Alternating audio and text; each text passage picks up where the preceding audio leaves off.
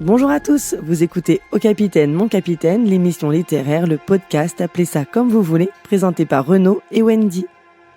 Comme toujours, nous allons vous présenter plusieurs ouvrages afin de vous donner envie de les découvrir. Aujourd'hui, nous avons décidé de vous proposer une sélection de livres thématiques autour du steampunk. Alors mettez vos hautes formes, sortez vos montres à gousset, allumez votre lampe à pétrole en cuivre et embarquez à bord de notre Nautilus littéraire. Et c'est Renaud qui commence avec sa chronique. Alors Renaud, de quoi vas-tu nous lire ? Je vais vous lire un manga culte.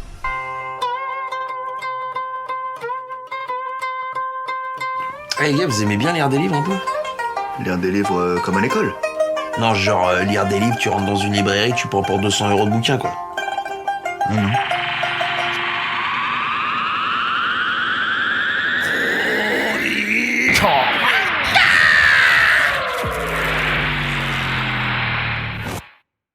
Aujourd'hui, on ne va pas parler d'un simple manga.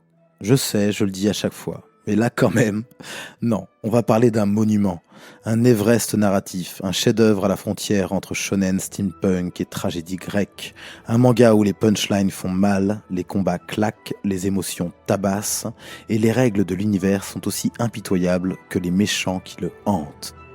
Je parle bien sûr de Fullmetal Alchemist d'Hiromu Arakawa. Aka la meuf qui a mis à l'amende tout le monde dans un genre dominé par les mecs depuis la nuit des temps. Et elle l'a fait avec une grâce, une précision, une force de frappe qui ferait passer Gengis Khan pour un fleuriste. Le pitch, en gros, il y a une règle de base, la loi de l'échange équivalent. C'est le pilier de l'alchimie dans cet univers qu'est Fullmetal Alchemist. Et autant vous dire qu'elle va être vite testée, cette règle. L'histoire suit Edward et Alphonse Elric, deux frères qui vivent dans un monde où l'alchimie, science quasi magique, permet de transformer la matière, du moment qu'on respecte la sacro-sainte équivalence. Mais comme beaucoup d'enfants brillants, ils ont voulu jouer aux apprentis dieux. Hélas, leur mère meurt. Ils décident de la ramener à la vie par transmutation humaine. Bien sûr, c'est interdit par les lois de l'alchimie.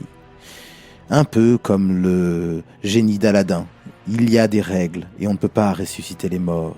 Résultat, c'est un désastre. Ed perd une jambe, Alphonse perd tout son corps et Ed, dans une tentative désespérée, sacrifie son bras pour lier l'âme de son frère à une armure. Une putain d'armure vide. Voilà, le trauma est level 2000 à peu près. C'est le premier chapitre. On est à poil émotionnellement dès la page 20 du manga. Donc Ed arrive à faire vivre son frère, mais dans une armure. Lui, il finit par se faire greffer une prothèse mécanique, un automail, ou une automail plutôt, qui devient sa marque de fabrique, avec sa tignasse blonde et son manteau rouge. Il devient alors le plus jeune alchimiste d'État, un genre militaire officiel qui utilise l'alchimie pour la nation. Il gagne le surnom de, je vous le donne en mille, Fullmetal Alchemist. L'alchimie dans FMA, oui alors, tous les gros fans de manga disent FMA pour dire Fullmetal Alchemist. Bon, bref, je voulais le placer au moins une fois. C'est pas juste lancer un sort stylé. Non, l'alchimie c'est pas que ça. C'est un système rigoureux, inspiré de concepts philosophiques et scientifiques réels. Cercle de transmutation, échange équivalent, éléments de base de la matière. Tu veux créer une lame de combat à partir du sol, tu as intérêt à avoir le bon sol et la bonne pierre pour arriver à former cette lame de combat. Tu veux soigner quelqu'un, oublie, t'es pas dans Grey's Anatomy, donc il va falloir trouver des choses équivalentes pour la soigner, etc. À chaque fois, il faut faire un échange, à chaque fois faire un sacrifice. Et transmuter un humain, comme je vous le disais, c'est tabou, c'est interdit, parce que ça tourne forcément au drame, et que la vérité te regarde, littéralement. Une entité chelou planquée derrière une porte cosmique qui te fout des sueurs froides à chaque apparition. Le tout baigne dans une ambiance steampunk à faire rougir Jules Verne. Le monde de Fullmetal Alchemist, c'est un mix ultra stylé entre la révolution industrielle et les codes du shonen. Des trains à vapeur, des villes crasseuses ou ultra militarisées, des usines, des uniformes, des engrenages partout. C'est crade, froid, métallique, mais c'est aussi vibrant, organique, et c'est beau. C'est un moteur vivant, comme le bras d'Edward, mécanique, mais nourri de colère et d'humanité. Edward, comme je vous le disais, devient donc alchimiste d'État. En gros, un alchimiste avec une licence pour péter des gueules et des trucs, et tout ça payé par le gouvernement. C'est un peu stylé. Mais attends de voir, parce que ce gouvernement n'est pas exactement un modèle de démocratie participative. La nation d'Amestris est en guerre, elle a commis des génocides. Coucou Ishval. Elle cache des secrets d'État qui sentent fort le soufre et les sacrifices humains. Et au cœur de ce foutoir, nos deux frangins vont découvrir un complot vieux comme le monde, impliquant des monstres appelés les homonculus. Les homonculus sont les antagonistes principaux, des créatures artificielles nées de la transmutation humaine et incarnant chacun un péché capital. Envie, lust, gluttony, wrath, sloth, greed, pride. Voilà, ils sont en anglais, mais oui, c'est bien les 7 péchés capitaux. Comme dans ton cours de KT, mais avec des pouvoirs létaux et des répliques traumatisantes. Ils bossent tous pour un big boss planqué dans l'ombre, Father. Un être presque immortel qui tire les ficelles de tout le monde et qui a des projets de type réécrire les lois de la physique à l'échelle du pays. Ouais, c'est un peu chaud. Parlons d'un moment qui, je pense, a traumatisé des générations et des générations de lecteurs. Ah, l'épisode de la chimère, vous le savez, vous l'avez sûrement dit en même temps que je l'ai dit. Tu crois que t'es dans une aventure shonen standard, et non, d'un coup, tu as une histoire avec un alchimiste de renom, Sho Tucker, qui transforme des choses, je ne vous dirai pas quoi, en une chimère parlante pour conserver son statut d'alchimiste d'État. C'est méga traumatisant cette scène. Tout le monde pleure. C'est dégueulasse, c'est injuste et en même temps c'est magistral. Et c'est là qu'on capte que Fullmetal Alchemist, c'est pas seulement juste des bastons. C'est une œuvre sur le deuil, la culpabilité, l'orgueil et les conséquences. Cette scène est dans le top de toutes les scènes traumatisantes de manga, à l'échelle de l'éclipse dans le tome 13 de Berserk par exemple. Elles sont dans le top 5 des trucs traumatisants. Mais bon, les frères Elric, c'est pas juste une team stylée. Ce sont des enfants paumés, intelligents mais brisés qui avancent en trébuchant. Ed est impulsif, arrogant mais rongé par la culpabilité. Hal est doux, posé mais se demande encore s'il est humain. Il doute, et donc les deux frères s'engueulent mais ils s'aiment et leur relation évolue avec une justesse dingue au fil des tomes. C'est pas un shonen comme je te le disais, qui fait semblant d'avoir de la profondeur. Il l'a, il t'attrape par les tripes. Et si on parlait du coup d'Hiromu Arakawa, la queen des plumes métalliques. Elle nous a pondu un chef-d'œuvre. Déjà, c'est une femme, et dans le monde du manga, c'est pas un détail. Elle débarque dans un genre archi-masculin, et elle fracasse tout avec un scénario en béton armé, des dialogues d'une intelligence rare, et un style graphique à la fois dynamique, précis et expressif. Son dessin, pas de fioritures inutiles, des visages ultra expressifs, des mises en scène percutantes, et un vrai sens du rythme. Et surtout de l'humanité. Tout est là, même les méchants sont complexes, même les figurants ont une histoire. Avant Fullmetal Alchemist, elle avait sorti Stray Dog, une nouvelle prometteuse. Et après avoir conquis la planète, elle a continué à bosser sur des œuvres exigeantes, comme Silver Spoon, un manga sur l'agriculture, oui, et ça déboîte. Et plus récemment, Tsugai, ou Tsugei, je ne sais pas comment on dit. Sa nouvelle série. Assez confidentielle, mais bourrée de promesses. Moi, j'ai beaucoup aimé. Je sais plus à quel tome on en est, peut-être au 5, 6, peut-être 7 si je me trompe pas. Je suis en plein dedans. On retrouve quand même cette manière de dessiner qu'on a dans Fullmetal Alchemist. Pour l'instant, ça ne m'emballe moins, mais j'avoue que c'est quand même très très bien. Parce que Fullmetal Alchemist, c'est un chef-d'œuvre. C'est pas juste un bon shonen, c'est une référence, un pilier. Une œuvre qui combine baston, philosophie, drame, géopolitique sans jamais perdre son public. Tout est maîtrisé, les arcs narratifs, la montée en tension, les twists, les résolutions. Et même les adaptations animées sont de qualité, c'est le moins qu'on puisse dire. La première est sortie en 2003, mais elle prend en cours de route un chemin différent. Et pour beaucoup de fans, elle est un peu imparfaite. Moi j'aime beaucoup cette version-là.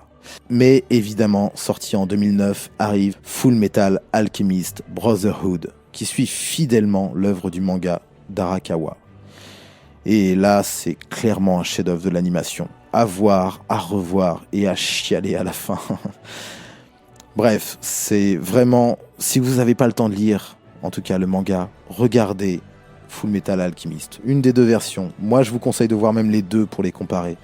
Et si vous devez en voir qu'une, je vous conseillerais quand même malgré tout Fullmetal Alchemist Brotherhood, qui est vraiment plus complète et surtout plus fidèle. Bref, conclusion.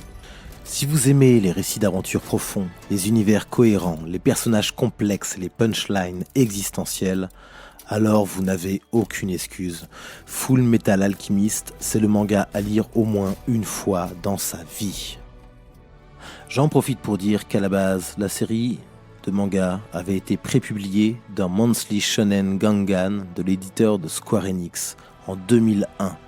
Et en France, la série a été publiée par Kurokawa en 27 volumes, entre 2005 et 2011 je crois.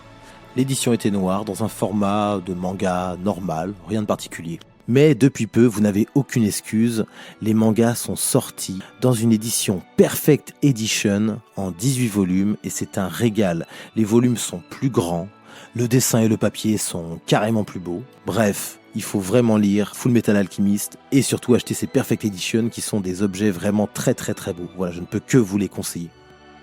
Et si vous êtes déjà fan, relisez-le. Ou voyez l'animé si vous ne l'avez jamais vu, parce qu'à chaque fois il vous apprend un truc nouveau sur la vie, sur vous, sur les limites à ne pas franchir. Hiromu Arakawa a gravé son nom dans la légende avec un crayon, de la sueur et un amour profond pour ses personnages. Elle a prouvé que la force, ça n'a pas de genre, que l'émotion c'est une arme et que parfois la vraie magie, c'est d'oser dire « j'ai fait une erreur et je veux réparer ». Allez, c'est la fin, mais rappelez-vous, avec Full Metal Alchemist, il faut toujours sacrifier quelque chose en échange. Car oui, il y a quand même pas mal de tomes, 2 séries animées et des films qu'on pourrait qualifier d'OAV. Donc vous allez sacrifier quelque chose en retour. Du temps. Mais ce ne sera jamais, je vous le garantis avec Full Metal Alchemist, du temps perdu. Allez, à bientôt.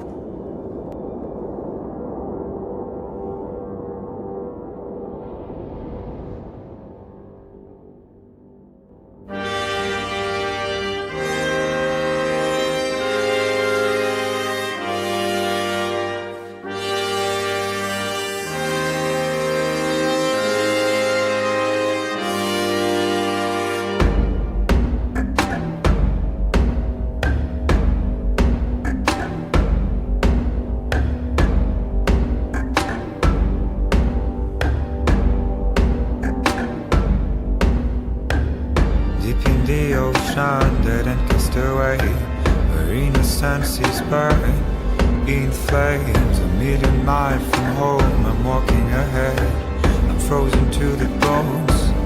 I am a soldier on my own, I don't know the way. I'm riding up the heights, all shame. I'm waiting for the call, the hand on the chest. I'm ready for the fight and fate.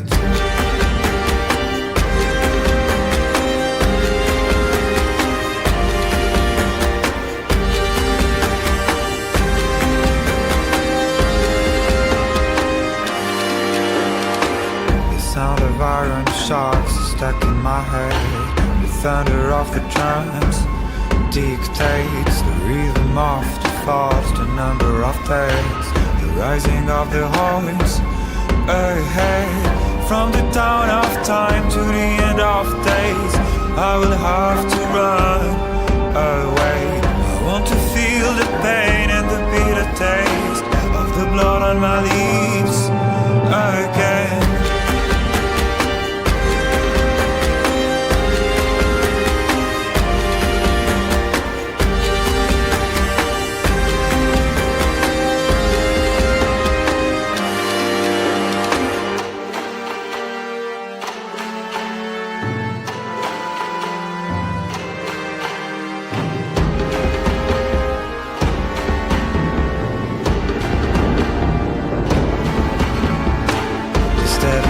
Of snow is burning my hands, I'm frozen to the bones.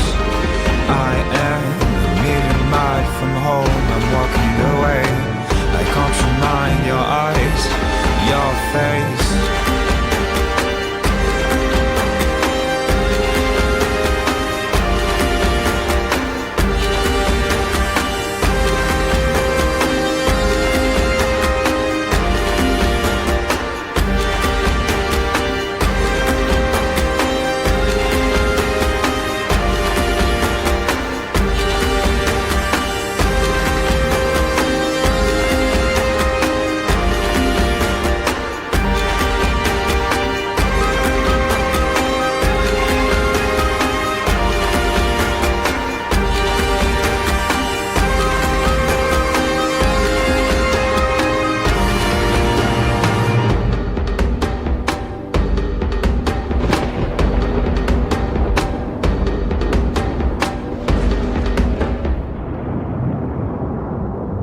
Vous êtes toujours sur Radio Dynamo dans l'émission Au Capitaine, mon capitaine. 96 FM sur Argenton-sur-Creuse et 98.4 sur Le Blanc.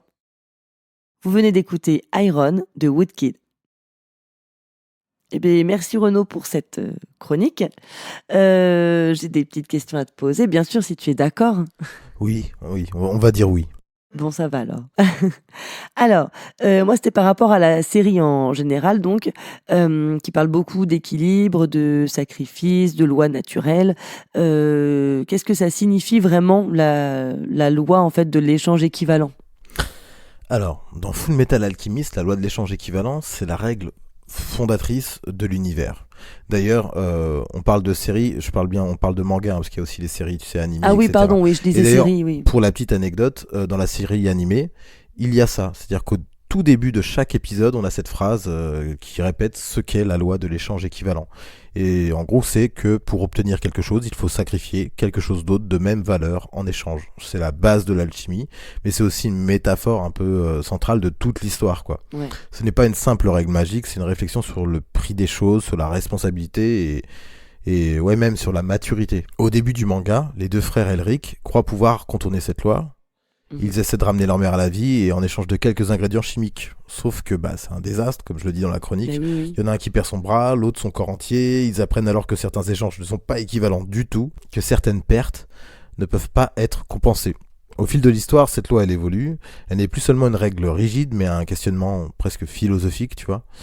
Et donc, peut-on vraiment tout équilibrer ? Certaines choses, comme la vie humaine, l'amour, le pardon, ont-elles une valeur mesurable en fait. T'as vraiment ça qui est tout le long de la série. Mais surtout que tout le monde ne la mesure pas à la même, au même degré non plus en fait. Donc c'est vrai ça. que c'est pas facile de savoir. À te questionner en tout cas sur ça et surtout sur le fait que tu peux pas tout régler par l'alchimie en fait. Oui. C'est surtout ça.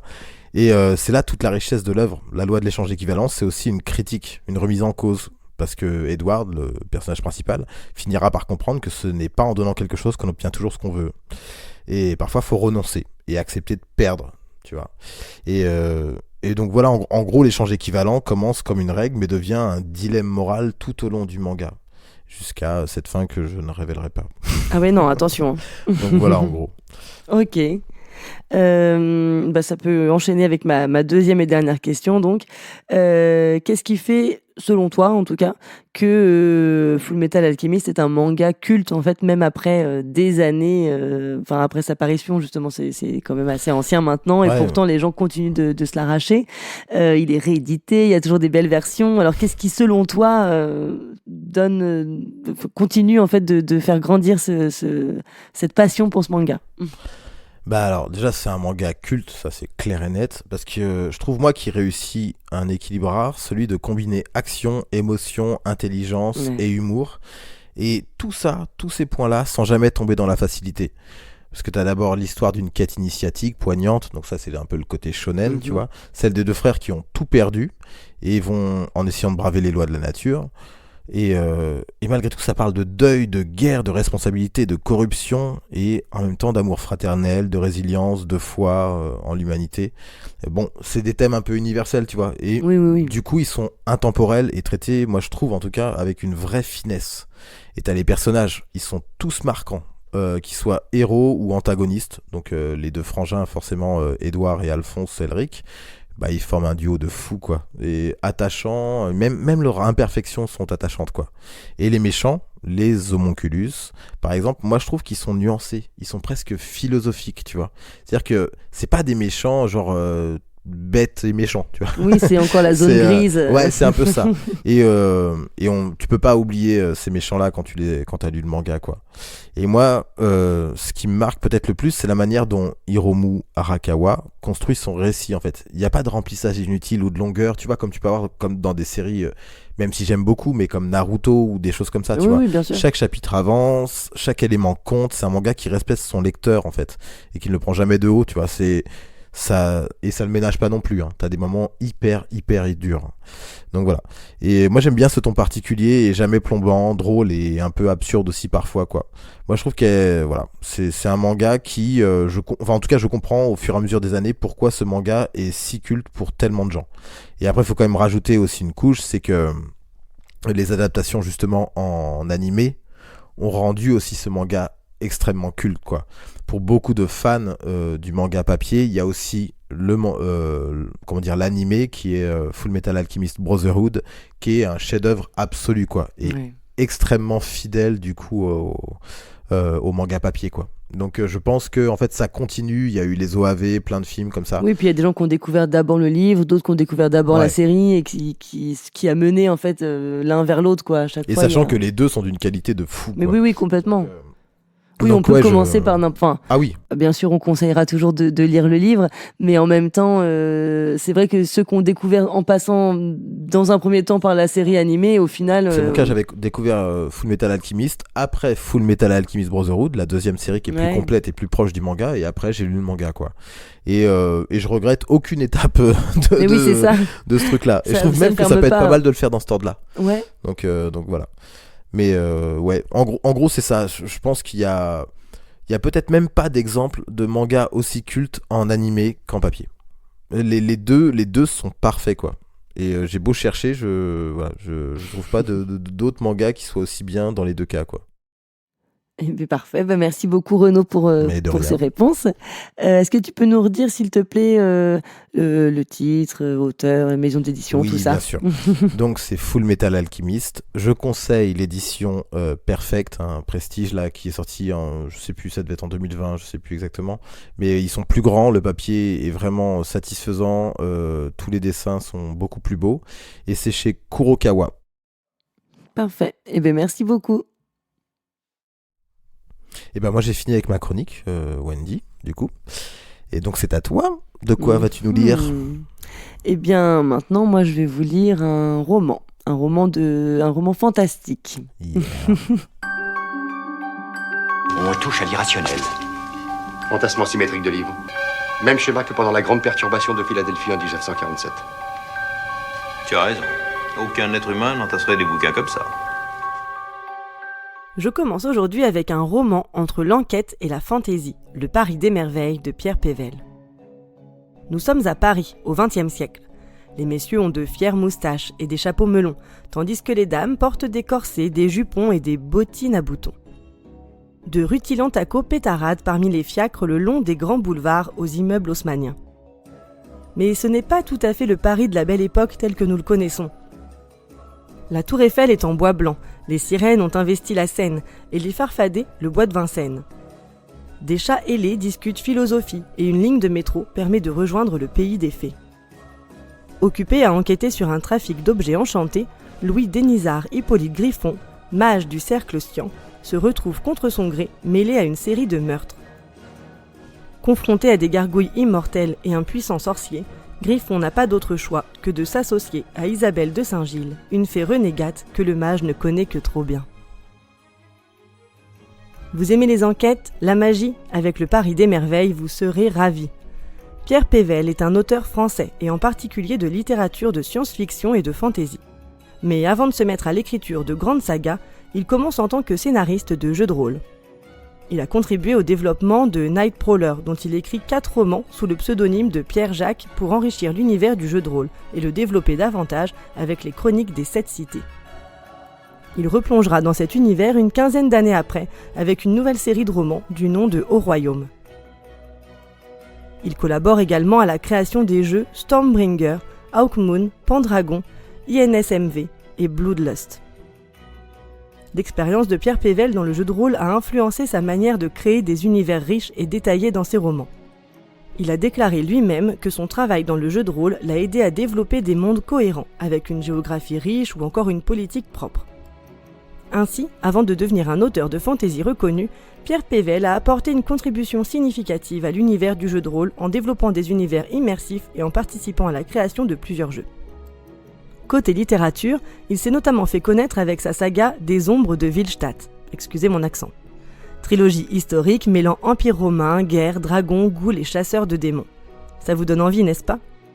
Vous le connaissez peut-être aussi pour sa trilogie Les Lames du Cardinal, qui s'ancre dans une période historique également, celle d'une France gouvernée par Richelieu en 1633. Mais là encore, accompagnée de dragons, de sorcellerie, d'aventures et de combats épiques. Revenons à notre Paris des merveilles. Cette trilogie de fantasy m'a fait rêver. Je l'ai trouvée merveilleusement bien écrite et sans aucune prétention. Il est simple de rentrer dans cet univers pourtant très riche. Nous ne sommes pas perdus, mais on ne nous prend pas non plus pour des abrutis. Je viens de dire qu'il s'agissait d'une trilogie. Le tome 1, Les Enchantements d'Ambremer, est celui dont je vous parle aujourd'hui, afin de ne pas spoiler toute la trilogie. Il est suivi du tome 2, L'Élixir d'Oubli, et du tome 3, Le Royaume Immobile. Rassurez-vous, vous pouvez tout à fait ne lire que le premier tome. Il y a effectivement un début et une fin dans ce premier tome. La vraie question maintenant, c'est est-ce que vous arriverez à vous arrêter après sa lecture ? En effet, l'univers est prenant et nous avons envie d'en lire encore plus. Il y a bien sûr les 3 romans de Paris des Merveilles, mais ils ont également été adaptés en BD. 2 tomes par roman, avec Pierre Pével au scénario et Étienne Willem au dessin, qui accentue davantage le côté steampunk. Ce duo de choc est également à l'origine de la série de BD Les Artilleuses, qui se déroule dans le même univers que le Paris des Merveilles, mais où nous suivons d'autres personnages, offrant ainsi une nouvelle perspective du Paris magique. Si vous préférez rester sur un format texte pur, Pierre Pével a également enrichi son univers avec plusieurs recueils de nouvelles écrits en collaboration avec d'autres auteurs et autrices. Ces 3 recueils restent fidèles à l'esprit des romans originaux. Pour conclure, je dirais que le Paris des Merveilles a une intrigue prenante, un équilibre merveilleux entre l'humour, le côté sentimental et l'action, les ambiances effrayantes et magnifiques. Que l'on aime ou non le fantastique, si nous aimons les enquêtes, ce livre est fait pour nous. Nous sommes pris dans l'histoire et avons envie de résoudre le mystère avec Griffon et Isabelle de Saint-Gilles dans cette ambiance steampunk enchantée, insolite, abracadabrante et pourtant si familière. L'univers dépeint par Pével est sublime. Les éléments de fantaisie s'intègrent parfaitement dans le Paris du XXe siècle fantasmé par l'auteur. C'est tellement beau qu'on prend un immense plaisir à croire à ce que nous raconte l'auteur. Des mages, des fées, des gnomes, une tour Eiffel en bois, tout semble naturel sous la plume de Pével. Malgré des éléments qui semblent couler de source, le lecteur est émerveillé. Et comment ne pas l'être par toutes ces idées ? L'idée de développer 3 mondes, celui qui est ordinaire, celui d'Ambremer, le monde des fées, et Oniri, le monde des rêves et des cauchemars. L'idée des arbres qui parlent et sont émus lorsque des amoureux viennent s'embrasser sous leurs branches. L'idée des chats ailés qui lisent en s'endormant sur des livres. En lisant le Paris des Merveilles, le lecteur va vivre un rêve éveillé. Oui, comme le nom l'indique, cet univers merveilleux n'est pas prêt de vous faire arrêter de lire.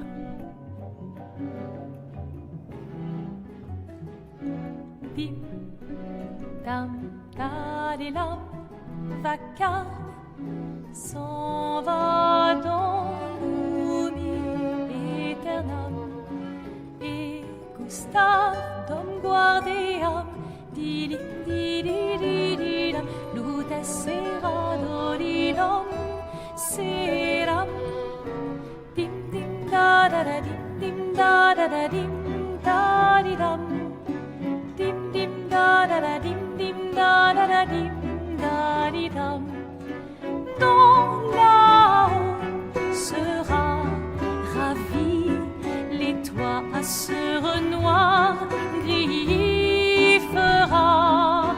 Clair, obscur, trouble de rature, contera effet. Clair, obscur, bordé aux peintures, trouvera sans elle. Clair, obscur, trouble de rature, courbera effet.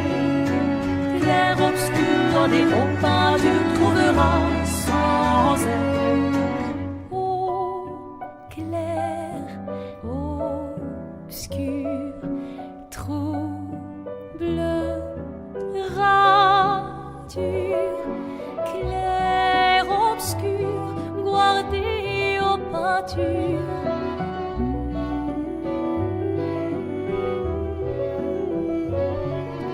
Clair, obscur, trouble de rature, courbera effet. Clair, obscur, bordé aux peintures, trouvera sans elle. Clair, obscur, trouble de rature, courbera effet. Clair, obscur, bordé aux peintures, trouvera sans elle.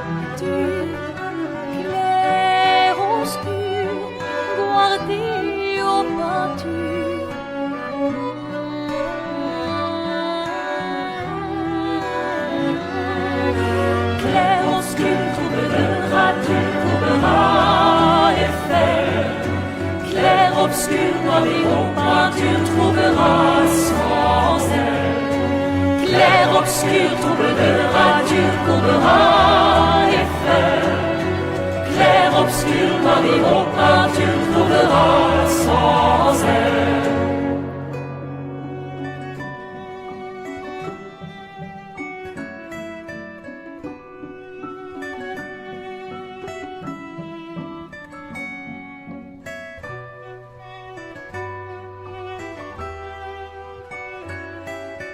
Vous venez d'écouter Lumière, issue de la BO du jeu vidéo Clair Obscur Expédition 33. Merci Wendy pour cette chronique. J'avais plusieurs questions encore une fois. Je t'écoute. J'en ai 3. Comment as-tu découvert le Paris des Merveilles et qu'est-ce qui t'a donné envie de lire cette trilogie ? Alors, c'est pas très très bien, mais j'avoue que c'est la couverture qui m'a attirée dans un premier temps. Il a été réédité récemment et les couvertures donc des 3 tomes, les 3 tomes sont sortis et les couvertures sont donc c'est un format poche, mais avec les titres brillants, avec de belles couleurs. Voilà, ça donne envie. L'objet quoi. Voilà, c'est ça. Ouais. C'est l'objet. Et donc c'est chez Brajlon. Et Brajlon, moi j'aime beaucoup ce qu'ils font. Donc j'y vais les yeux fermés en général. Donc j'ai vu qu'il avait déjà été édité, je vais y arriver, donc en intégrale, donc les 3 tomes en un seul livre, il y a quelques années, mais du coup il est plus commandable actuellement, donc on le trouve d'occasion, mais à des prix exorbitants. Oui. Et je me suis dit que c'était la bonne alternative du coup de prendre les poches avec les belles couleurs. Donc voilà, j'ai craqué, mais d'un point de vue visuel. Non, mais c'est très bien.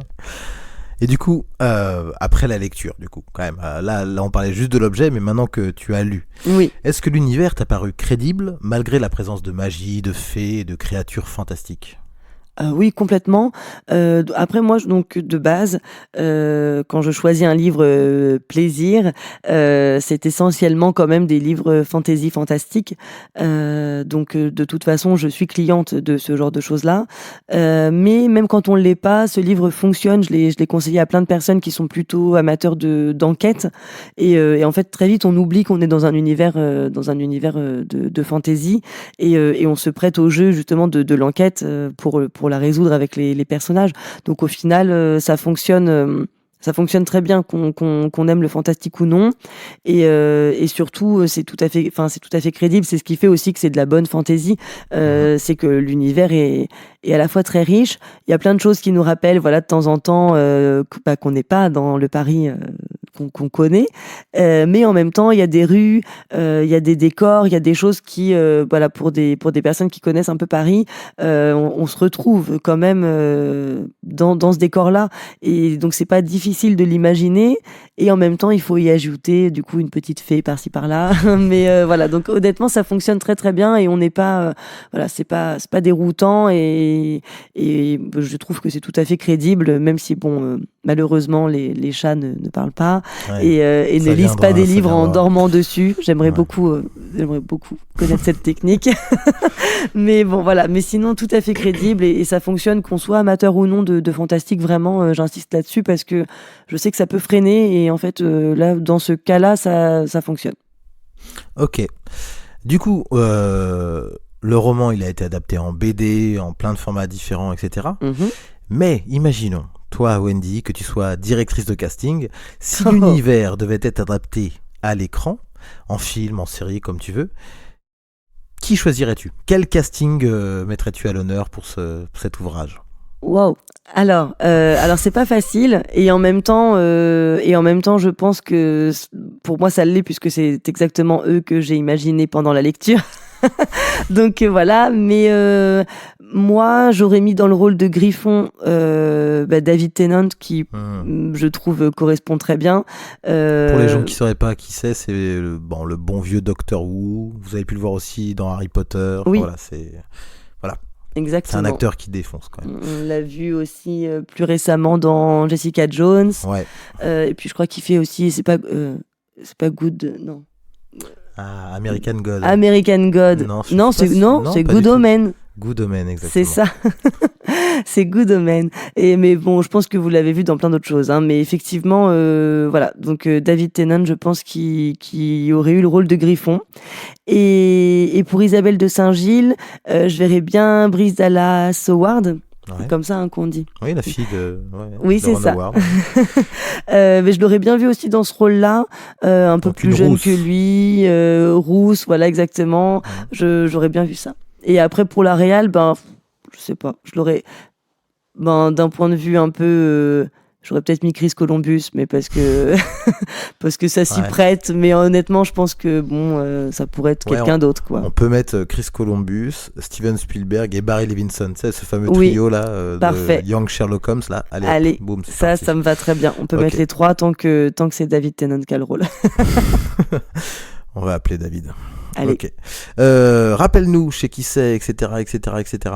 Oui, donc c'était le Paris des merveilles de Pierre Pével et c'est chez Brajlon. Ok, bah merci beaucoup Wendy. Pour Mais tout de ça. rien. Alors, ben, moi j'ai terminé du coup avec ma chronique. C'est à toi, Renaud. De quoi tu vas nous lire? Je vais vous lire une BD. Mhm. Vous allez voir, c'est super.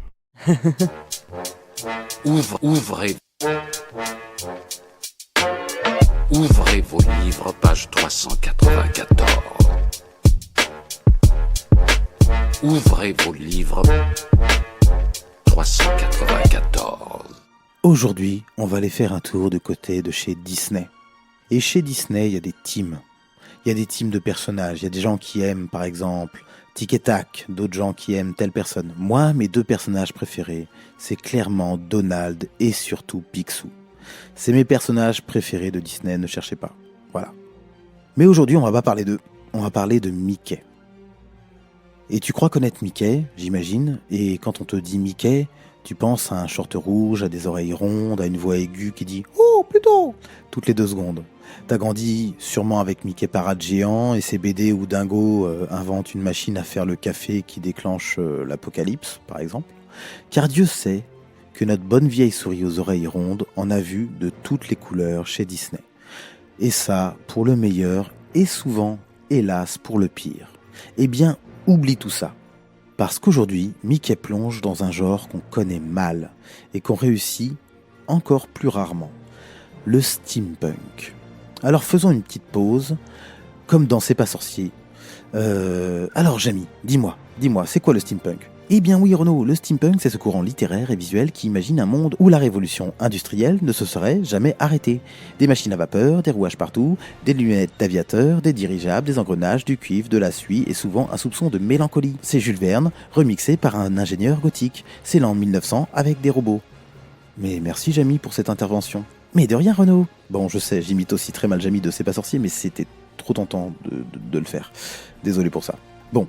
En littérature et en BD, on a eu quelques perles steampunk, mais parfois des daubes aussi. Mais c'est franchement là que le steampunk s'en sort le mieux et est le mieux représenté, écrit et illustré. Car au cinéma ou en série, c'est un genre qui peine à briller, voire qui est souvent ridicule. On a tous en tête Wild Wild West avec Will Smith, par exemple. Oui, je sais, ça fait mal. Désolé de vous avoir rappelé ce film. Bref, au cinéma, le steampunk, hélas, c'est un peu comme un monocle en plastique fondu. Ça marche rarement. Mais moi, j'adore cet univers. Je suis client. Genre Arcane, la série en animation Netflix, par exemple. Oh, j'adore, qu'est-ce que c'est bien. Bref, tous ces mondes qui sentent la machine, la pluie sur le métal et le rêve d'un inventeur fou, bah c'est clairement ma came. Alors dès qu'un ouvrage se part d'un soupçon de vapeur, de brume et de cuivre, j'y vais. Et Mickey et l'océan perdu ne m'a pas déçu, loin de là. C'est un one-shot, publié chez Glénat, écrit par Denis-Pierre Philippi et magnifiquement illustré par Silvio Camboni. 2 noms qui reviennent souvent dans le monde de la BD. Ici, il réinvente Mickey et son monde, le transportant dans un futur alternatif steampunk, mais à la fois rétro, technologique, mélancolique et poétique. Si Mickey et l'océan perdu fonctionnent aussi bien, c'est parce qu'il est porté par 2 auteurs qui connaissent leur sujet sur le bout des doigts. Denis-Pierre Philippi, le scénariste, est un habitué des univers rétro-futuristes. Il a notamment signé Les Corsaires d'Alcibiade, une série steampunk se déroulant dans une Angleterre alternative où une organisation secrète récupère des trésors perdus grâce à une technologie avancée. Il est également l'auteur de Terra Prohibita, une uchronie steampunk où la mécanique côtoie des substances végétales aux usages variés. Mais c'est avec Silvio Camboni, le dessinateur, qu'ils forment un duo particulièrement prolifique. Ensemble, ils ont créé Le Voyage Extraordinaire, une série de BD steampunk jeunesse qui suit 2 enfants surdoués dans une Europe alternative des années 20, pleine de machines volantes et de mystères technologiques. Leur collaboration s'étend également à Les Mondes Cachés, une autre série où l'on trouve des éléments steampunk mêlés à des aventures fantastiques. Bref, c'est pas tellement un hasard du coup si Mickey et l'Océan Perdu est aussi réussi. Il bénéficie de l'expérience et de la passion de 2 auteurs qui maîtrisent parfaitement les codes du steampunk, tant sur le plan narratif que visuel. Faisons un point pitch de notre bon vieux Mickey et l'Océan Perdu. Tout commence façon The Thing de Carpenter. On voit notre bon vieux Mickey, accompagné de Dingo et Minnie, en pleine mission scientifique dans le grand nord de l'Ouralie, une région de neige, de glace à l'image d'un Antarctique. En recherche d'une matière, la corallité, une matière prisonnière des glaciers. Et dès les premières pages, on sent pointer l'univers steampunk, avec un Mickey dans un scaphandre cuivré qui descend dans les profondeurs des eaux glacées à la recherche d'une épave, d'un véhicule, tout cuivré lui aussi. Il se fait voler la vedette par Patibulaire qui arrive en dirigeable, tout cuivré encore, et de toile blanche tendue, donnant plutôt dans le steampunk Léonard de Vincien. Plus tard, on retrouvera Dingo coiffé d'un haut de forme, de lunettes rondes, ce fameux stéréotype steampunk, et d'une veste jaquette à laquelle est accrochée une montre à gousset. Bref, steampunk. Et tout est fait d'inventions incroyables, comme l'autoscaphe, cette invention créée par l'équipe de scientifiques de la Team Mickey. C'est une invention qui envoie une sorte de robot dans les profondeurs. Et ce robot est dirigé par la pensée, via un casque cuivré qui ressemble à un masque de réalité virtuelle. Bref, on est bien dans le steampunk. Une fois l'intro passée, on se retrouve dans une ville flottante, entre canaux brumeux et bâtiments mécaniques. Mickey et son équipe sont des sortes d'ingénieurs aventuriers qui bricolent des machines plus ou moins interdites. Ils se font embaucher pour une mission par un certain professeur Enigmus. Une mission dans laquelle le professeur Enigmus, justement, a besoin de l'autoscaphe de l'équipe de Mickey pour neutraliser une arme perdue afin d'éviter un grand conflit. Une fois sous l'eau, en pleine mission, Mickey se fait pirater son autoscaphe. Quelqu'un d'autre, par son esprit, semble prendre possession de l'autoscaphe de Mickey. Il ne contrôle plus rien. Le monde entier se trouble. Pouf, ellipse. Nous retrouvons Mickey alité, et à son réveil, le monde est devenu bien étrange et semble avoir des caractéristiques bien à lui. La gravité, l'environnement, tout semble bizarre et changé. Voilà, je vous laisse là pour ne pas trop vous en dire. Mais ce que je peux vous dire par contre, c'est que ça a le goût d'Atlantide, le visuel d'un Laputa, le rythme d'un Indiana Jones et un parfum de Miyazaki, surtout dans ces petits avions qui font penser à ce chef-d'œuvre qu'est Nausicaa du maître de chez Ghibli. Franchement, c'est beau, c'est vraiment beau. Par exemple, une superbe idée, c'est celle de mettre chaque titre de chapitre dans un cadre cuivré fait de rouages, de vis, de câbles, de cadrans. C'est tellement stylé. Le bouquin est visuellement très riche d'environnements différents. Des décors de jungle, d'océan, de fonds marins, de machinerie, de neige. Bref, en seulement 60 pages, il se passe énormément de choses au niveau du scénario et du dessin. Silvio Camboni livre des planches vertigineuses, pleines de détails, de structures en suspension, de machines folles, de cieux tourmentés. On sent les influences et le respect énorme pour cet univers steampunk à la Jules Verne. Et Mickey, dans ce décor, retrouve une noblesse, une gravité qu'on ne lui connaissait pas forcément. Il est moins gaffeur, plus rêveur. Un Mickey orphelin en quête de mémoire, de liberté, un Mickey presque adulte du coup. Et dans cet univers, on retrouve ses vieux compagnons. Dingo bien sûr, ici toujours un peu maladroit, mais pas tant que ça. Il est intelligent, précis, force de décision. Ça nous donne un Dingo très touchant, le super sidekick de l'équipe. Mi-professeur Tournesol, mi-Gepetto, mi-Géo trouve tout. Et on a aussi un Patibulaire, en parfait antagoniste, flippant, imposant, qui donne vraiment du corps à l'oppression. Je ne peux pas tout révéler sur Patibulaire, mais je trouve le travail du personnage très intéressant.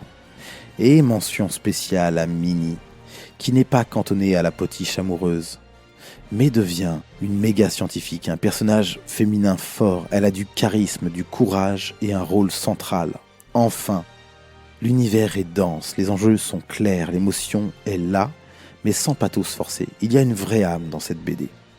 Si je devais lui trouver un seul défaut, c'est peut-être dû au cahier des charges d'ailleurs, ce serait sa brièveté. L'histoire va vite, très très vite, comme je vous disais avant, 60 pages seulement. On aurait aimé rester plus longtemps dans cet univers, prendre le temps de s'y perdre, de l'explorer, d'en déplier toutes les ramifications. On sent qu'il y aurait eu matière à 2 ou 3 tomes, et franchement on aurait signé pour cela, directement. Mais ne boutons pas notre plaisir, malgré sa concision, tout est maîtrisé. À noter aussi, quand même, que cette BD fait partie d'un projet global de Glénat, qui a confié à plusieurs auteurs le soin de réinventer Mickey et d'autres personnages cultes, tels que Picsou, Donald, etc., dans des styles et des genres très différents. On a Cosé, Loisel, Thébault, etc., qui dessinent pour ce projet. Et franchement, cette collection est un petit bijou. L'objet est beau, classe, le papier a un grain terriblement agréable. Le livre a un dos toilé, tu sais, comme ces superbes éditions du label 619. Bref, c'est une sorte de laboratoire graphique et narratif autour d'une icône, où chacun apporte sa vision, souvent brillante. On y sent du respect, de l'audace, de l'amour, du médium. Donc, Mickey et l'océan perdu, c'est une parenthèse onirique, une bulle de vapeur et d'émotion, une fable douce amère sur la mémoire, l'écologie, la résistance, la transmission. Et voici un bel exemple de ce que peut devenir un personnage centenaire quand on lui offre, enfin, un nouvel horizon, de nouveaux habits et surtout une belle histoire. Alors, n'hésitez pas, lisez Mickey et l'océan perdu, cette magnifique BD steampunk. Je ne peux que vous la conseiller. À bientôt. Les rouages d'une horloge qui craque et qui clique. Des petits boulons, des vis, des bruits mécaniques. Sur l'établi, des machines démontées, remontées, déglinguées. Des boîtes de pizza vidées, des tasses, des taches de café, des taches d'huile. Des manuels, des équations dessinées, des montres ragoussées, des coucous suisses déjantés. Je suis un mauvais Einstein, Doc Emmett Brown. J'abrique des trucs foutraques, des tracks et rien ne fonctionne. J'attends la révélation d'un convecteur temporel. J'attends d'inventer la machine d'H.G. Wells. Un inventeur fou à la professeure Moriarty. Dans le cabinet du docteur Caligari. C'est un voyage, c'est une guerre, c'est la steampunk fantasy. C'est le futur du passé, c'est un film de Miyazaki. C'est la peur de la page blanche, c'est l'envie de créer. C'est des brouillons, des idées, des petits bouts de boulot assemblés qui font merveille et technologie. Font le rêve et la poésie, créer toujours pour soi, pour être en vie. C'est ça être artiste, l'ami, c'est ça ma steampunk fantasy. Je rêve d'être un Jules Verne en voyage au centre de la Terre. Le rêve c'est son cours cher Watson, c'est pourtant élémentaire. Rien n'est impossible, mais tout est incroyable. Une aide d'aviateur au manche de mon dirigeable. Et je ferai le tour du monde en 80 jours. Toujours au max, façon Mad Max, dans des déserts de non-retour. Comme le capitaine Nemo, génie visionnaire. Visiter le Nautilus à 20 000 lieues sous les mers. J'ai pas la classe de Kirk Douglas. Je suis un marin d'eau douce de dernière classe. Je trouverais bien l'idée, le truc jamais inventé. Le vélo à vapeur, le sabre laser, l'overboard, ce serait le pied. C'est un voyage, c'est une guerre, c'est la steampunk fantasy. C'est le futur du passé, c'est un film de Miyazaki. C'est la peur de la page blanche, c'est l'envie de créer. C'est des brouillons, des idées, des petits bouts de boulons assemblés qui font merveille et technologie. Font le rêve et la poésie, créer toujours pour soi, pour être en vie. C'est ça être artiste, l'ami, c'est ça ma steampunk fantasy. Créer, inventer, insuffler, inspirer, attiser la flamme d'un feu éteint et s'embraser. Aux créateurs, aux artistes, aux utopistes, aux rêveurs méconnus, je vous envoie mon respect et cette chanson saugrenue. Comme un appel au rêve pour dire vas-y, continue. D'écrire des mots, de jouer des notes, d'assembler tes boulons. Que le monde ne s'arrête jamais de jouer cette chanson. À la peur du vide ou de la censure, au rideau qui s'ouvre au trac, à l'émotion pure et dure. À la grandeur des rêveurs, à la sublime de la rime. Même si aucun d'entre nous devient célèbre et trime, moi je nous estime. C'est un voyage, c'est une guerre, c'est la steampunk fantasy. C'est le futur du passé, c'est un film de Miyazaki. C'est la peur de la page blanche, c'est l'envie de créer. C'est des brouillons, des idées, des petits bouts de boulons assemblés qui font merveille et technologie. Font le rêve et la poésie, créer toujours pour soi, pour être en vie. C'est ça être artiste, l'ami, c'est ça ma steampunk fantasy.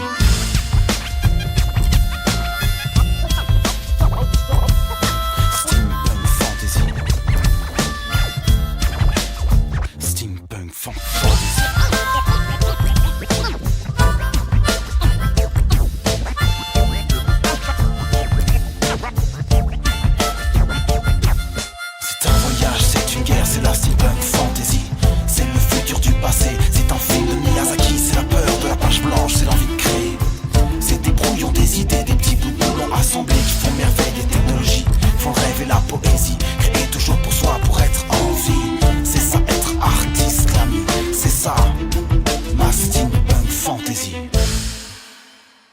Vous venez d'écouter Steampunk Fantasy de Coffees and Cigarettes. Eh bien, merci beaucoup Renaud pour cette chronique. J'ai des questions comme d'habitude. Et donc, je commence tout de suite avec la première. Je me demande à qui tu conseillerais cette BD ? À partir de quel âge ? Est-ce qu'on peut la lire ? Est-ce qu'il y a un âge limite pour rentrer dedans et pour sortir ? Ouais, je vais essayer de répondre à tout ça. Attends, alors, du coup, à qui je la conseillerais, c'est ça ? Oui. Ouais. Alors, à tous les amoureux de belles BD déjà, tout simplement. Car l'objet, je le trouve superbe. Si t'es fan de Mickey, de steampunk, d'aventure, un peu à la genre Indiana Jones, tu vois, ou ces trucs-là, ou juste de bons récits bien fichus avec un univers visuel riche, fonce quoi, direct. C'est une œuvre qui parle autant à l'enfant rêveur qu'à l'adulte nostalgique. Moi, je trouve que les fans de Miyazaki, de Jules Verne ou de l'Atlantide, l'Empire perdu, là, tu sais, le Disney un peu que personne n'aime, là, ils vont y trouver leur bonheur, quoi. Si t'es du genre à aimer feuilleter un album rien que pour ses planches magnifiques, tu peux y aller direct, quoi. Donc voilà. Et à partir de quel âge ? Moi, je dirais quand même à partir de 9-10 ans. En fait, c'est pas que tu peux le lire plus jeune, en fait, mais c'est que je suis pas sûr que tu vas tout choper. Et je suis pas sûr que tu vas être happé par l'histoire, parce que quand même, malgré tout, le récit il est spécial, tu vois, il demande un peu de profondeur, il demande de s'investir un peu. Il y a rien de choquant, il y a pas de violence ni de thématique trop dure, mais le récit est un peu complexe par rapport à un Mickey classique qu'on pouvait avoir dans des BD quand on était enfant, quoi. Donc je pense pour les ados et pour les adultes, il y a plusieurs niveaux de lecture, de l'aventure, de la poésie, un peu de réflexion. C'est un peu écolo, par exemple, tu vois. Ouais. Et donc je trouve qu'il y a une vraie richesse visuelle et narrative, et que je pense que voilà, un ado de 9-10 ans, il va bien choper ça, quoi. Voilà. Ok. Mais un adulte prendra du plaisir aussi. Ah, mais c'est clair. Et donc, du coup, tu me disais juste avant aussi qu'il y a différentes versions de Mickey, bien sûr. Et en quoi celle-ci est différente des classiques qu'on connaît ? Eh bien, moi, je trouve ce qui saute aux yeux dès les premières pages de Mickey et l'Océan Perdu, c'est qu'on est loin du Mickey genre jovial, un peu gaffeur, des dessins animés classiques qu'on a chez Disney, quoi. Ici, Mickey, c'est un aventurier sérieux, déterminé. Il est même un peu mélancolique des fois. Il évolue dans un univers steampunk post-apocalyptique, un monde en ruine avec des océans qui ont disparu et où la technologie elle est steampunk quoi, c'est-à-dire rétro-futuriste. Ouais. Et ce Mickey là, il est pas là pour faire rire ou amuser les enfants, mais plutôt pour faire vivre une aventure épique. C'est un peu sérieux, tu vois, justement un peu à la Indiana Jones, et avec des enjeux très actuels. L'écologie, la mémoire collective, la quête de sens dans un monde en déclin, tu vois, il y a ce côté quand même voilà, un petit peu de post-apo. Et graphiquement aussi, on est très loin des aplats de couleurs et du style lisse de chez Disney. Camboni, il propose un dessin de fou, quoi. Enfin, ça, j'en parle dans la chronique, mais moi, je trouve que le style, il est pas habituel, en fait. Ouais. Et puis, il y a aussi cette volonté de faire de Mickey un vrai héros de bande dessinée. Au même titre qu'un Tintin ou qu'un Spirou. Oui, c'est ce que j'allais dire. Souvent, c'est fait presque plus Tintin, même dans le côté quête, etc. Une nouvelle fois, tu vois, on est loin du personnage de cartoon. Bref, moi, je trouve que c'est une relecture audacieuse et qui respecte l'icône, tout en lui donnant de la profondeur et une gravité nouvelle, quoi. Et je trouve que ça prouve, en gros, que si tu donnes une bonne histoire à un personnage, tu peux toujours le renouveler. Tu vois, c'est-à-dire que tu peux... Mickey, c'est pas simplement le gars qui part avec plutôt en camping dans sa caravane, tu vois, et puis il leur arrive des péripéties. Non, tu peux le mettre à la place d'un héros à la Alan Quatermain ou à la Indiana Jones, comme je le disais. Voilà, il a cette possibilité-là. Et accessoirement aussi, j'en parle un peu dans la chronique, mais Minnie aussi, elle est importante. Et Dingo, il n'est pas le benet qu'on a dans les classiques de chez Disney, quoi. Donc c'est assez agréable de découvrir ces personnages avec d'autres personnalités et même parfois de les réhabiliter. Moi, Dingo, je l'ai redécouvert, quoi. Il est intelligent, tu vois, dans cette BD. Donc c'est très très agréable. Voilà, je trouve qu'en même temps, il respecte l'univers de Disney et en même temps, il se l'approprie et on fait un super truc steampunk. Donc c'est très très agréable. Voilà. Et donc, ce qui différencie ce Mickey-là des autres versions classiques Disney, c'est tous ces trucs-là, quoi. Parfait. Et est-ce que justement, tu as commencé un peu à y répondre aussi, mais en quoi, enfin, qu'est-c'est qui le distingue aussi, mais d'un point de vue plutôt graphique cette fois, dans le design en fait des autres BD jeunesse? C'est que, ouais, c'est vrai que j'ai un peu répondu, mais du coup, graphiquement, Mickey et l'Océan Perdu, c'est à 1000 lieues, sous les mers. Oh Des là BD là, jeunesse. c'était beau. Ouais, c'est vrai, c'est beau. Des BD jeunesse classiques. On est très loin des couleurs vives, des cases bien sages et du style cartoon habituel, comme je disais tout à l'heure, Ouais. quoi.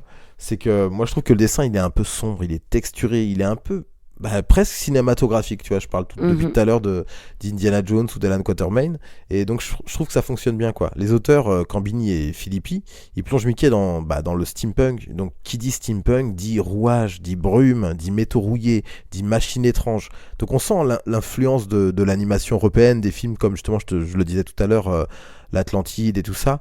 Les décors sont travaillés. Moi, je trouve que c'est un peu vertigineux, quoi. Tu peux arrêter n'importe quelle page. Il suffit juste de voir la couverture du livre. Déjà, t'as envie d'y aller. Ah ouais, c'est ça. Beau, quoi. Et donc, l'ambiance rétro-futuriste, déjà, ça change. T'as pas l'habitude de voir Mickey dans cet univers-là, quoi. Les couleurs, tu vois, elles ont des tons bruns, ocre, bleutés. Et puis, moi, je trouve la mise en page, aussi, elle casse les codes avec des cases déstructurées, des jeux de lumière de fou, des effets de mouvement très forts. Enfin, voilà. Moi, en tout cas, j'ai passé un moment vraiment agréable, et surtout je m'étais dit j'ai jamais vu Mickey dans cet univers là, quoi, et c'est ça qui m'a donné envie. Et graphiquement, franchement, c'est un peu quand même la grosse claque, quoi. Oui, effectivement. Et quand je sais qu'ils en ont fait d'autres dans cette collection de chez Glénat là, Oui, que il y en je a n'ai plusieurs, pas encore mais lu, cette équipe-là, ils en ont fait, oui. voilà, donc j'ai très envie d'y aller parce que c'est vraiment très très beau. C'est un très bel objet à mettre dans sa bibliothèque. Ben, si tu me les prêtes, on peut s'arranger. On va s'arranger. Et surtout, pour tous les fans de Disney, voilà, qui sont assez curieux, qui, par exemple, vont aimer l'œuvre un petit peu plus adulte, par exemple des Picsou de Don Rosa, on trouve un peu cette version-là d'un truc où les enfants peuvent le lire, mais les adultes vont choper autre chose. Et surtout, s'ils sont très très fans de l'univers Disney et des personnages, vraiment allez-y parce que c'est génial, quoi. Parfait. Eh ben, merci beaucoup, Renaud, pour ces réponses. Oui, et du coup, c'était, je vais le dire parce que je m'en souviens, et c'est très rare, c'est Mickey et l'océan perdu, et c'est chez Glénat. Voilà. Parfait. Bon, c'était ce que j'allais te demander de nous refaire, doute. donc c'est parfait. Merci à tous. Et du coup, moi, j'ai fini avec ma chronique. Et donc, c'est à toi. Uh-huh. Donc, qu'est-ce que tu vas comme quoi nous lire? Alors là, comme quoi, qu'est-ce que je vais vous lire? C'est un album jeunesse, cette fois. C'est super. Oh, excuse-moi, mais je n'arriverai jamais à m'intéresser à un livre sans images. C'est pas drôle.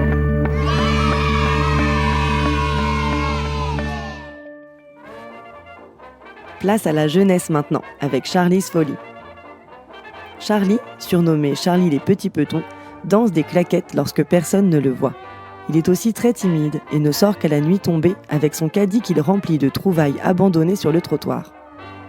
Chez lui, il y en a plein l'atelier, entre les bassines où goutte la pluie sous les trous du toit. Ces trouvailles, il en fait des machines hétéroclites aux fonctions fantaisistes, qu'il place devant les baies vitrées.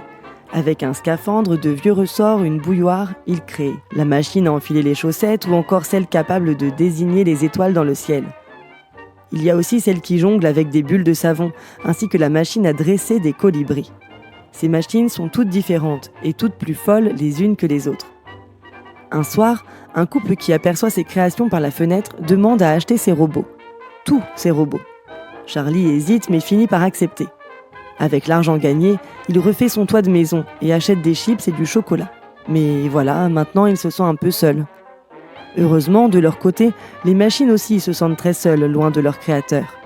Elles décident donc de n'en faire qu'à leur tête chez leur nouveau propriétaire, qui, très en colère, ramène les machines à Charlie en exigeant un remboursement. Lorsque Charlie s'installe pour réparer ses créations, il réalise qu'elles fonctionnent toutes très bien et qu'il s'agissait d'une ruse pour revenir auprès de lui. Très heureux de tous se retrouver, Charlie décide de ne plus jamais se séparer de ces dernières et transforme même sa maison en music hall afin de danser des claquettes pour elle chaque soir. Nous sommes ici plongés dans un univers magnifique. Tout en noir et blanc, cet album illustré par Pierre Vasquez fascinera petits et grands. Il donne l'impression d'être plongé dans un film des années 30 ou dans une comédie musicale dans laquelle notre personnage danse des claquettes à la manière de Jane Kelly. Pierre Vasquez réussit même à jouer avec l'éclairage, en donnant l'impression que des projecteurs de lumière sont dans la pièce, faisant ainsi luire les machines ou créant des ombres superbes. Ces effets, nous les devons à la technique qu'utilise Pierre Vasquez depuis plus de 12 ans. Effectivement, Pierre Vasquez, artiste parisien, est graveur en taille douce, dite manière noire. Rien que ces mots font rêver. Mais de douce, la manière n'a que le nom. En réalité, elle nécessite un labeur incroyablement dur pour faire jaillir du noir la lumière. Au-delà de la prouesse technique, le talent de notre graveur consiste à sublimer la beauté des contrastes et la douceur du noir. C'est une façon d'exprimer un imaginaire nourri de cinéma muet, de littérature et de bande dessinée, qu'il offre pour la première fois aux plus jeunes.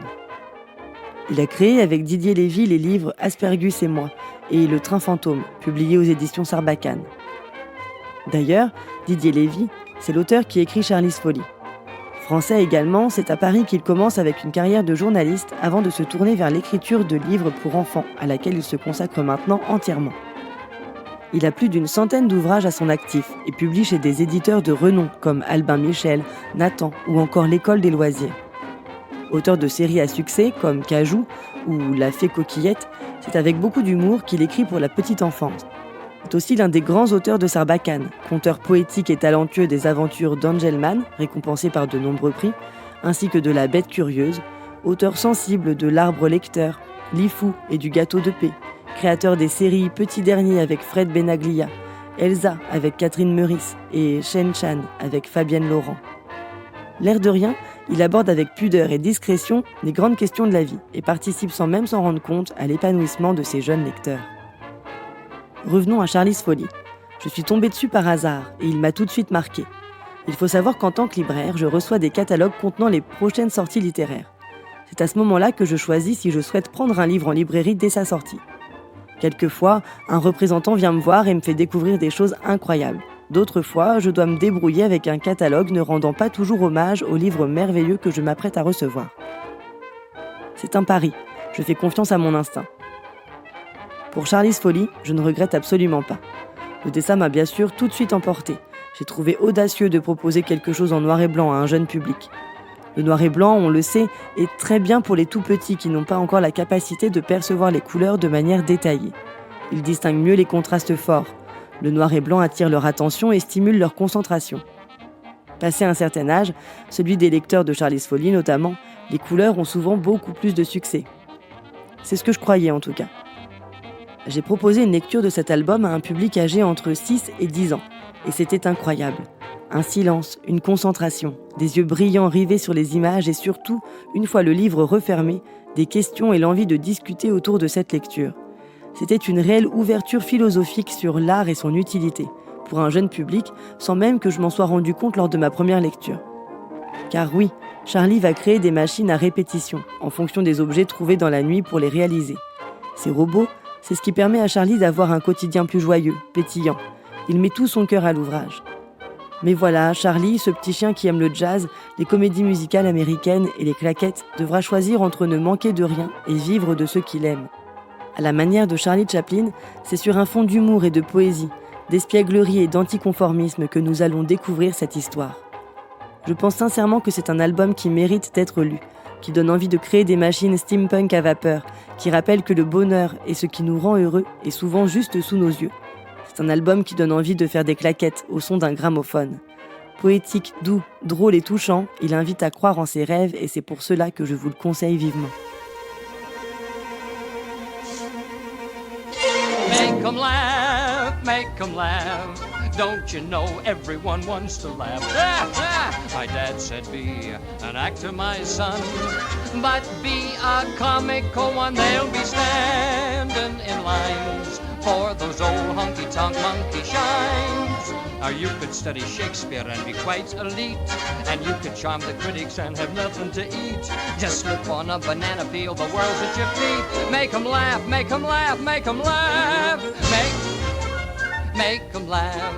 Don't you know everyone wants to laugh? My grandpa said go out and tell 'em a joke, but give it plenty of hope. Make 'em roar, make 'em scream. Take a fall, but a wall split a seam. You start off by pretending you're a dancer with grace. You wiggle till they're giggling all over the place, and then you get a great big custard pie in the face. Make 'em laugh, make 'em laugh, make 'em laugh. Make 'em laugh, don't you? All the what? My dad.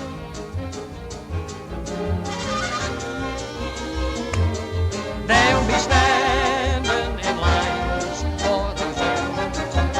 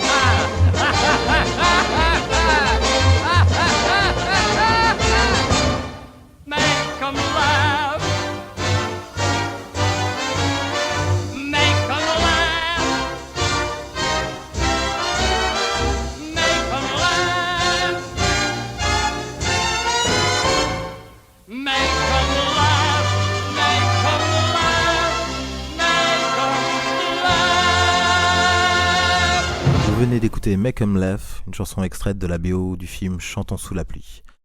Merci beaucoup Wendy pour cette superbe chronique de Charlie's Folly. De rien. J'ai des questions. Ok. J'en ai 2. Très bien. Et la première, c'est, peux-tu nous parler un petit peu du titre de cet album ? Oui. Donc Charlie's Folly, effectivement. Charlie, c'est le nom en fait de notre personnage principal. Donc un doux rêveur, inventeur, plus à l'aise avec les machines qu'il crée qu'avec ses semblables. Et sa folie, c'est justement sa créativité débordante, parfois incomprise. Effectivement, même sans toi, en fait, il préfère continuer de créer et puis il se sent finalement plus heureux comme ça qu'avec tout l'argent qu'il avait reçu. D'ailleurs, en fait, mis à part pour acheter son nouveau toit, ce qui était assez intelligent. Sinon, il savait pas tellement comment dépenser cet argent. En fait, il a simplement dépensé dans des chips et du chocolat parce que c'est un vrai truc d'artiste, ça. Non, mais c'est ça, mais c'est un peu comme un enfant à qui tu donnes plein de sous alors qu'il en avait pas et C'est la finalement, récompense. qu'est-ce qu'on en fait ? Ouais, c'est ça. Ouais. Donc voilà. En tout cas, par rapport au titre, voilà, je pense que la folie de Charlie. C'est justement ce côté créateur un peu fou et incompris Ouais, c'est la folie par les créatrice autres, quoi. Oui, voilà, du c'est ça. personnage et son côté artiste, quoi. Oui, En gros, c'est ça. complètement. Ok. Parce que moi, je voyais le jeu de mots un petit peu entre Charlie's Follies, qui peut être un peu le nom d'une boîte ou d'un dancing club, tu vois. Oui, en même mais temps. complètement, mais avec le musical qu'il crée à la fin aussi, Voilà, c'est ça, il y a double ça lecture fonctionne du truc, complètement. Et et puis la en folie plus, même créatrice. sur c'est ça, et sur la couverture, c'est vraiment lui qui danse des claquettes. Quand on l'ouvre, on sait pas vraiment. Avant de l'ouvrir, on ne sait pas vraiment où est-ce qu'on met les pieds et on s'attend plus à trouver quelque chose justement de l'ordre de la De la du danse. cabaret Ouais. ou de voilà, Ouais. donc complètement. Ouais, effectivement, je pense qu'il y a aussi de ça. Après, bon, je réponds comme ça, je ne sais pas quoi. Oui, Je n'ai c'est pas ton choisi ressenti. Voilà, c'est ça. Il n'y a pas de problème, t'inquiète pas. Tu parles de choix, de passion. Est-ce que c'est pas une façon d'aborder la marginalité et le côté justement créateur solitaire dont on parlait à l'instant ? Oui, complètement. Je pense aussi. C'est comme ça en tout cas que je l'ai ressenti. C'est aussi ce qui a ouvert la discussion justement avec les enfants après la lecture. C'était le fait justement, est-ce que être heureux, est-ce que c'est posséder justement un toit tout neuf ou même une piscine pour certains enfants qui étaient présents à la lecture, ou est-ce que finalement être heureux, c'est aussi créer des choses passionnantes et qui nous font du bien en fait. Et puis le fait aussi, on a aussi parlé de ça avec les enfants finalement, que les artistes ne vivent pas toujours de leur art. Ouais. Et c'est pourtant des artistes. Mais est-ce qu'on n'est pas plus heureux finalement comme ça ? Et puis si on peut en vivre, c'est le petit plus, quoi. Mais est-ce que finalement de créer, c'est pas Vital. oui, c'est ça, justement, Ouais. ce qui nous rend heureux, ce qui nous fait vivre. Et puis tant pis si... Oui, c'est ça. Il y a un côté un peu artiste maudit, un peu incompris, mais qui Oui. fait que de toute façon, c'est la fatalité. C'est-à-dire que tu es obligé de créer, sinon tu vas crever en fait. Ah oui, non, j'exagère mais- le trait, mais Non, mais c'est un peu ça, Ouais. complètement. Après, bon, ça reste un album jeunesse, et nous, on le comprend comme ça avec Bien sûr. nos yeux d'adultes, etc. Les enfants, eux, l'ont pas forcément pris comme ça. C'était vraiment quelque chose de joyeux et oui, c'est eux, vraiment une ils ont très vu belle. peut-être le côté juste, ces machines sont parties, il les appuie, il est triste. Oui, c'est ça, exactement. Maintenant elles sont venues, ça y est, C'était il est plus, heureux. Quoi. voilà, Ouais. c'était plus le côté histoire d'amitié. Voilà, nous, c'est vrai qu'avec notre regard à nous, on le voit pas de la même façon. Et c'est aussi ce qui fait la force de cet Ouais, album, je trouve, ouais. parce qu'un adulte qui va le lire va être touché et un enfant aussi, mais pas pour les mêmes raisons. De toute façon, cet album, je trouve qu'il jongle en permanence sur deux façons de le lire, quoi. Ah, complètement. Le côté adulte et le côté enfant, parce que même quand tu le prends, un enfant, il va juste voir, comme tu le dis dans ta chronique, justement, super bien, le côté noir et blanc, tu vois, le côté... mais il verra pas l'hommage au cabaret, l'hommage à tous ces films de cette époque, l'hommage à Complètement, trop oui, oui. de trucs comme ça. Et donc, du coup, tu peux te poser plein de questions là-dessus, sur comment vont le voir les enfants, tu vois, alors que des adultes vont voir justement tout cet hommage, tout ce travail sur le dessin, tout C'est ce ça. travail sur l'artiste maudit, sur le créateur, l'artiste. C'est hyper intéressant, quoi. Et puis je dirais aussi, en plus de ça, finalement, c'est que les enfants aiment les livres et achètent des livres, mais c'est quand même souvent les parents ou les grands-parents ou bien sûr. les grandes sœurs, les oncles et tantes qui viennent acheter le livre. Et en fait, le côté noir et blanc m'a fait peur au départ parce que je me suis dit que les gens en fait allaient se freiner à ça. et n'allait pas vouloir l'acheter parce que noir et blanc. Et je m'étais dit, mais en fait, y a vraiment un fond derrière, ça va vraiment fonctionner.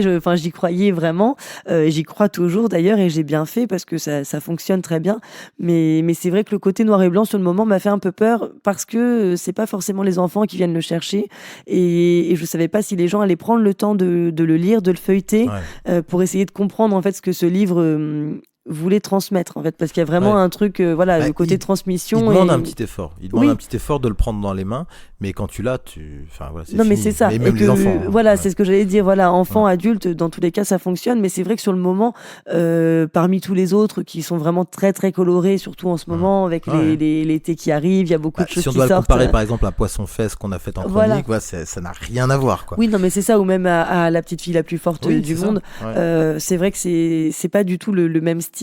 Et pourtant, c'est vraiment quelque chose qu'il faut lire, je pense, avec des plus jeunes, et qui peut ouvrir à la discussion aussi avec des enfants qui parlent pas forcément beaucoup, ou qui ont envie ou qui sont de grands créateurs. Ça peut tout à fait justement ouvrir à la discussion, et c'est ce qui fait la force de cet album. Tu peux nous rappeler chez qui c'est ?